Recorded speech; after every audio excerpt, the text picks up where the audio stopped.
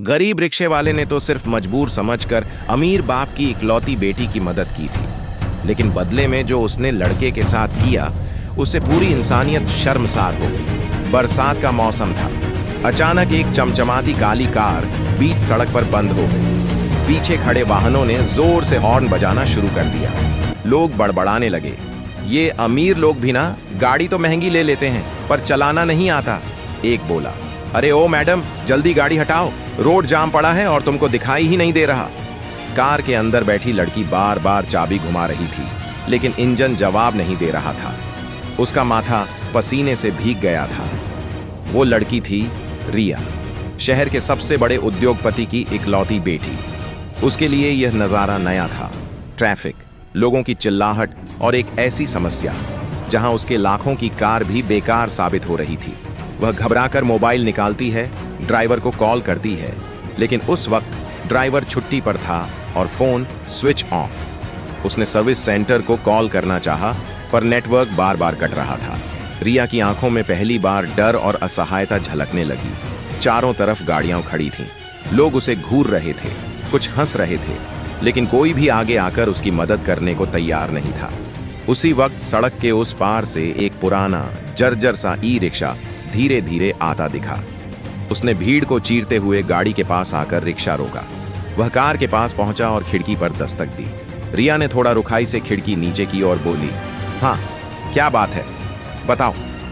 गोपाल ने शांत लेकिन दृढ़ आवाज में कहा, मैडम, आपकी गाड़ी खराब हो गई है, रोड जाम पड़ा है और लोगों को निकलने में परेशानी हो रही है। आपकी गाड़ी को साइड करना पड़ेगा, इसको धक्का देकर ही साइड करना होगा, तभी ये साइड लगेगी। रिया ने उसे ऊपर से नीचे तक देखा। एक पल के लिए उसे लगा कि ये आदमी मदद के बहाने पैसे मांगेगा, लेकिन भीड़ की नजरें उस पर थीं और वह मजबूरी में सिर हिलाती है। गोपाल ने पीछे जाकर कार को धक्का देना शुरू किया। उसके पैर कीचड़ में बार बार फिसल रहे थे, लेकिन उसके चेहरे पर हार मानने का कोई भाव नहीं था। लोग मजे से तमाशा देख रहे थे, लेकिन कोई उसकी मदद करने को राजी नहीं था। बस अकेला यही गरीब रिक्शे वाला उस वक्त रिया की मदद करने के लिए अपनी जान लगा रहा था। धीरे धीरे कार खिसकने लगी। गोपाल ने और जोर लगाया। उसकी नसें फूल गईं, सांसें तेज हो गईं, लेकिन उसने तब तक नहीं छोड़ा जब तक कार साइड में नहीं लग गई। रिया ने चैन की सांस ली। उसने पर्स खोला और 5-5 100 के 2 नोट निकालकर खिड़की से बाहर बढ़ाए। ये लो, तुमने जो मेरी मदद की है उसके पैसे। गोपाल ने पलटकर उसकी ओर देखा। उसने हाथ पीछे कर लिया और गहरी आवाज में कहा, मैडम, पैसे उस काम के होते हैं जो पैसों के लिए किया जाए। मैंने तो इंसानियत के लिए हाथ बढ़ाया है और इंसानियत का कभी दाम नहीं लगाया जाता। इतना कहकर उसने अपना गमछा कंधे पर डाला और वापस अपने रिक्शे की ओर बढ़ गया। रिया के हाथ में नोट वैसे ही रह गए। उसका दिल धक धक करने लगा। उसने पहली बार महसूस किया कि इस शहर की भीड़ में कोई ऐसा भी है जिसे पैसे से खरीदा नहीं जा सकता। वह खिड़की से बाहर झांकती रही। बारिश में भीगते जाते हुए उस आदमी को वैसे ही देखती रही। उसके शब्द, उसकी इंसानियत और उसकी खुददारी सब उसकी स्मृतियों में गहराई तक उतर गई। भीड़ छूट गई, ट्रैफिक फिर चल पड़ा, लेकिन रिया का मन वहीं अटक गया। उसे अंदाजा भी नहीं था कि यह मुलाकात उसकी जिंदगी की दिशा ही बदलने वाली है। कुछ दिनों बाद रिया को ऑफिस की एक अर्जेंट मीटिंग में जाना था, जिसमें लेट होने का मतलब था कंपनी के बड़े क्लाइंट्स का भरोसा टूटना, करोड़ों की डील का हाथ से निकल जाना और उसके पिता की साख पर सवाल खड़े होना। लेकिन ड्राइवर अभी तक नहीं पहुंचा था। उसने तय किया कि ड्राइवर का ज्यादा वेट करना सही नहीं है, वो पास से गुजरते किसी रिक्शे में ही बैठ जाएगी। तभी उसकी नजर एक पुराने रिक्शे पर पड़ी। ये वही रिक्शा और उसका मालिक वही गोपाल था जिसने उसकी बारिश में मदद की थी। रिया ने हाथ उठाया। गोपाल ने तुरंत रिक्शा रोका और झुककर बोला, बैठिए मैडम। पर रिया ने शायद ध्यान नहीं दिया कि ये वही गोपाल है, लेकिन गोपाल ने एक नजर में पहचान लिया था कि यह वही लड़की है जिसकी कार को उसने बारिश में धक्का दिया था। रिया बिना कुछ कहे रिक्शे में बैठ गई। उसके हाथ में एक बड़ा सा चमड़े का बैग था जिसमें कंपनी की महत्वपूर्ण फाइलें और पेमेंट वाउचर रखे थे। ये बैग उसके पिता ने खुद उसे सौंपा था। उनके शब्द अब भी कानों में गूंज रहे थे, रिया, इसमें बहुत इंपॉर्टेंट फाइल्स और लाखों का हिसाब है, इसे सुरक्षित पहुंचाना है। कोई भी गलती नहीं होनी चाहिए। रिक्शा धीरे धीरे चल पड़ा। रिया मोबाइल में मीटिंग के नोट्स देख रही थी और कभी कभी घड़ी पर नजर डाल रही थी। ऑफिस पहुंचने पर वह जल्दी में उतरी, पर्स से पैसे निकाले और आगे बढ़ गई। जल्दबाजी में उसे ध्यान ही नहीं रहा कि बैग अब भी रिक्शे की सीट पर रखा है। गोपाल ने भी बैग का ध्यान नहीं दिया और रिक्शा आगे बढ़ा दिया। स्टैंड पर पहुंचने के बाद उसने सीट पर बैग देखा तो दंग रह गया। गोपाल ने बैग उठाया। बैग बहुत भारी था। पसीने की एक बूंद उसके माथे से गिरकर बैग पर टपकी। उसने सोचा, ये तो बहुत कीमती लगता है। उसने ये बैग वापस करने की सोची और वापस अपना रिक्शा उसी कंपनी की तरफ मोड़ दिया जहां रिया उतरी थी। लेकिन अब तक बहुत देर हो चुकी थी और रिया तब तक ऑफिस के अंदर जा चुकी थी। उसने सिक्योरिटी गार्ड से कहा कि मुझे अंदर मैडम से मिलना है, लेकिन सिक्योरिटी गार्ड ने गोपाल से कहा, सॉरी सर, बिना एंट्री पास या परमिशन के अंदर जाने की अनुमति किसी को नहीं है। गोपाल चाहता तो यह बैग गार्ड को भी दे सकता था, पर उसने यह बैग गार्ड को देना सही नहीं समझा और सोचा कि इसको घर लेकर चलते हैं, बाद में लौटा देंगे। घर लौटते वक्त उसने बैग को अपने ही पास रखा। रास्ते में कई बार उसका मन हुआ कि खोल कर देखे, लेकिन हर बार उसके दिल से आवाज आई, ये मेरा नहीं है, दूसरों की चीज छूना भी पाप है। शाम को जब वह घर पहुंचा तो माँ और बहन सुनीता वहीं बैठी थीं। सुनीता ने बैग देखते ही पूछा, भैया ये कहां से आया, किसका है ये? गोपाल ने जवाब दिया, एक सवारी भूल गई। माँ ने धीमी आवाज में कहा, बेटे इसको खोल के देख लो, क्या पता इसमें पैसे हों। तेरी बहन की शादी भी नजदीक है, थोड़ा सहारा लग जाएगा। बहन सुनीता की आंखों में भी उम्मीद की चमक थी। भैया अगर इसमें पैसे हुए तो हमारी सारी परेशानी दूर हो जाएगी। मंडप, कैटरर, सबका हिसाब हो जाएगा। गोपाल की नजर बहन के मासूम चेहरे पर गई। उसका दिल कांप उठा।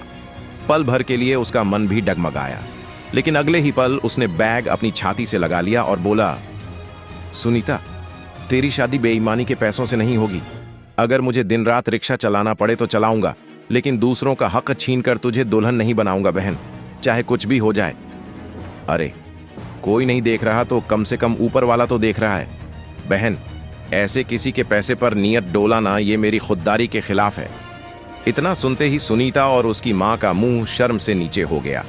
उनके उतरे चेहरे देखकर गोपाल को भी बहुत अजीब लगा। उसने मन ही मन कहा, माँ और सुनीता भी अपनी जगह ठीक है। जब पैसा पास में न हो तो बड़ी दूर दूर की दिखाई देने लगती है। लेकिन अगर आज मैं माँ और बहन की बात मान लेता हूँ तो इन पैसों के लालच में आकर जो मैं अपनी आत्मा पर दाग लगाऊंगा शायद ही उसको कभी मिटा पाऊं।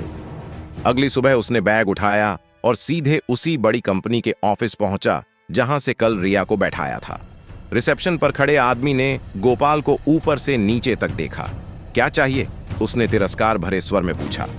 गोपाल ने बैग आगे बढ़ाते हुए कहा, कल आपकी मैडम ये बैग रिक्शे में भूल गई थी, ये उन्हीं का है, मैं इसे लौटाने आया हूं। रिसेप्शनिस्ट चौंक गया। उसने बैग खोला, अंदर इंपॉर्टेंट फाइलें और पैसे थे। इतनी बड़ी रकम और कागजात, और ये आदमी बिना कुछ करे इसको वापस करने आया है। उसने रजिस्टर निकाला। नाम लिखो, पहचान के लिए। गोपाल ने कांपते हाथों से अपना नाम लिखा, गोपाल, रिक्शा ड्राइवर। थोड़ी देर बाद जब रिया ऑफिस पहुंची और रिसेप्शन पर बैग देखा तो वह एकदम सन्न रह गई। ये बैग कहां से आया? उसने हड़बड़ाकर पूछा। रिसेप्शनिस्ट बोला, मैडम एक रिक्शा ड्राइवर लेकर आया था। उसने कहा, आप भूल गई थीं। रिया ने थोड़ी देर सोचा, फिर उसने रजिस्टर पलटा और गोपाल का नाम पढ़ा।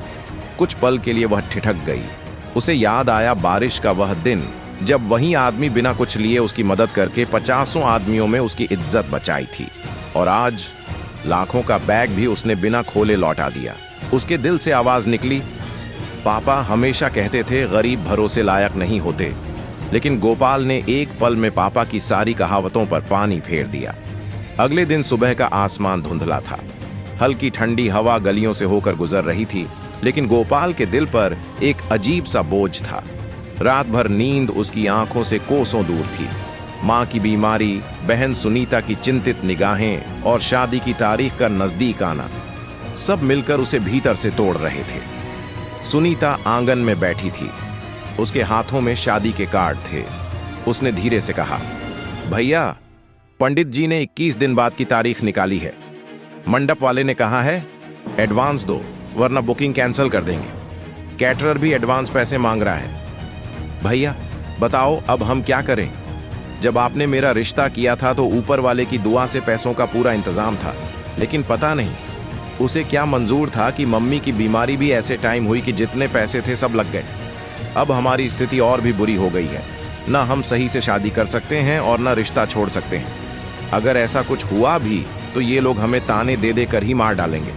गोपाल ने उसकी ओर देखा और कहा, सुनीता, मैं तेरी शादी किसी भी हाल में उसी तारीख पर कराऊंगा, चाहे मुझे दिन रात मेहनत क्यों ना करनी पड़े, चाहे मेरी जान ही क्यों ना निकल जाए, लेकिन तुझे समाज के सामने झुकने नहीं दूंगा। मां ने खांसते हुए कहा, बेटा रिश्तेदारों से पूछ ले, शायद कोई मदद कर दे। गोपाल ने कड़वी हंसी हंसी। मां, कल ही चाचा के पास गया था, बोले हमारे अपने ही खर्चे पूरे नहीं हो रहे भाई, तुम्हारे लिए क्या करें। मामा भी साफ कह रहे हैं कि भैया अपनी जिम्मेदारी आप ही संभालो, हमसे कुछ उम्मीद मत रखो। मां, जब अपने ही खून पीठ दिखा दें तो गैर से क्या उम्मीद करनी। सुनीता की आंखों से आंसू छलक पड़े। भैया मुझे गहनों की परवाह नहीं, अगर दूल्हे के घर वाले पूछें तो साफ कह देना कि हालात ही ऐसे थे। बस भैया किसी तरह यह शादी हो जाए, बस यह शादी ना टूटे। अगर यह टूट गई तो मेरी जिंदगी अंधेरे में डूब जाएगी। गोपाल ने उससे वादा किया। बहन, तेरा भैया अभी जिंदा है, ये तेरी इज्जत का सवाल है। चाहे मुझे अपनी हड्डियां गलानी पड़ें, पर मैं तेरी शादी रुकने नहीं दूंगा। अगले दिन भर उसने रिक्शा चलाया, बिना थकान की परवाह किए पूरे दिन मेहनत की। शाम तक उसने 1000-1200 रुपए जोड़ लिए, लेकिन यह रकम उन बड़े बड़े खर्चों के सामने राई के बराबर थी। वह घर लौटा तो बहन दरवाजे पर खड़ी थी, चेहरे पर सवाल था। भैया पैसों का जुगाड़ हुआ? गोपाल ने उसकी आंखों से बचते हुए सिर झुका लिया। हाँ बहन, हुआ तो है, लेकिन इतने पैसों से शायद ही कुछ होए। सुनीता ने उसकी हालत देखकर रोते हुए कहा, भैया तूने मेरी डोली उठाने के लिए अपने आप को मेहनत की भट्टी में झोंक दिया। तेरे इस उपकार का बदला मैं 7 जन्मों में भी नहीं चुका सकती। उधर मां की आंखें भी भीग गईं। उसने गोपाल के सिर पर हाथ रखा। बेटा, भगवान बहुत बड़ा है, वो हमारी मदद जरूर करेगा। उसी वक्त दरवाजे पर दस्तक हुई। मंडप वाले का आदमी आया था। उसने रुखाई से कहा, गोपाल, अगर कल तक एडवांस नहीं मिला तो कल से बुकिंग कैंसिल समझो, हमें और ऑर्डर मिल रहे हैं। गोपाल ने हाथ जोड़कर कहा, भाई बस 2 दिन का वक्त और दे दो, मैं आपका एडवांस दे दूंगा, भले ही मुझे कर्जा क्यों ना लेना पड़े। मंडप वाले ने कहा, ठीक है भाई, लेकिन कल तक काम हो जाना ही चाहिए।